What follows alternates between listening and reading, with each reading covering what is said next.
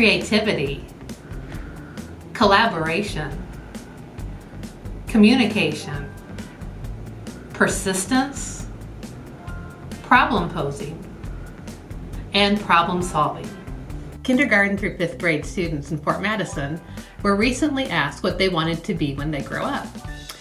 The top 5 responses were farmer, police officer, firefighter, veterinarian, and doctor.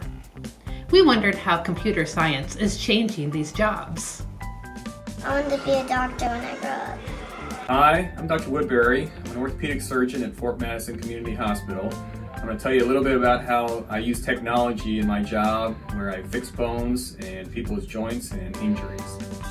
When I'm working in the clinic, seeing patients to evaluate them for surgery or following up on their injuries, we utilize a lot of technology that allows me to see x-rays, follow up on tests, and actually talk with the nurses through the computer. Before we started using the computer, this was how we would communicate. As you can see, it's difficult to read since we have to write so quickly in order to get our work done, but it also requires the nurses and the other people to almost interpret what I have to say. Easier to read than this, although they both say the same thing. So when we're in the operating room, we use technology as well. We've got x-rays that we use, which are up on the digital screen, and all these tools took a lot of designing in order to make sure that we do our surgery just right. For a knee replacement, we use all sorts of other tools that were designed and manufactured just to make sure our knees go in just perfect.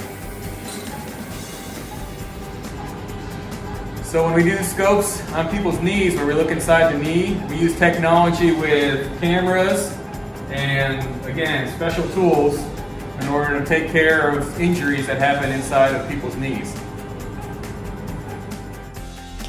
This shows the app that I use on my phone that was developed for our hospital in order for us to have access to our patients' records while we are away from the hospital.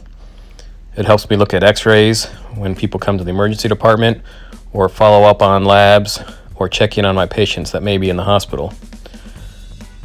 This was developed particularly for our computer system and required someone to make sure that it worked seamlessly with all of the technology that we utilize.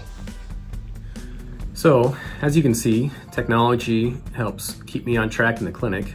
It helps guide me when I'm in the operating room, and helps keep me connected when I'm away from the hospital by using the apps on my phone. Technology has also helped develop a lot of the implants and instruments that I use in the operating room to help repair and fix patients when they get injured. A lot of the medicines and vaccines that you take in order to keep yourself healthy have been developed using technology. So all across medicine, we need people that are in the technology and computer field to help us do our best job. If you want to go on to help us even more improve the medical field, and for me in orthopedics, coming up with a technology that can three-dimensionally print implants or materials that I can use to help repair patients' injuries would be a $1 million idea.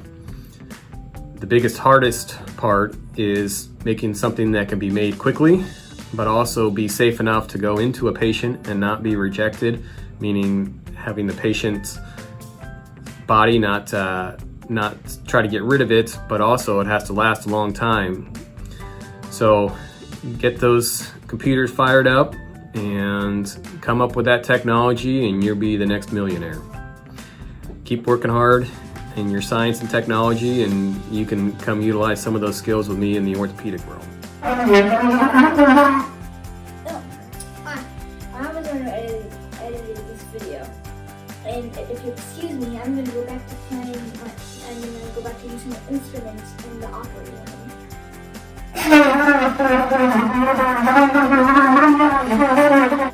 All of these careers have gotten safer, quicker, or more accurate as a result of the work of computer scientists and programmers. Maybe you will work directly in your career or job of choice, Or maybe you will help develop another tool, app, or program for that career.